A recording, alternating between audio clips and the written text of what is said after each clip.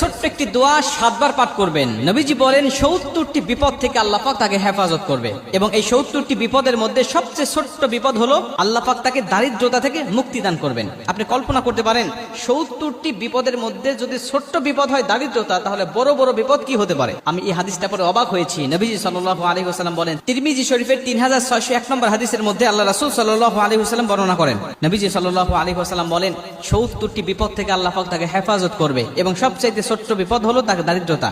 আমরা কিন্তু দারিদ্রতাকেই সবচেয়ে বড় বিপদ মনে করি, অথচ নবীজি বলতেন না, এই 70টি বিপদের মধ্যে যত বিপদ আছে সবচাইতে ছোট্ট বিপদ হলো দারিদ্রতা। বাদ বাকি 69টি বিপদ কত বড় বড় হতে পারে একটু কল্পনা করেন আপনি।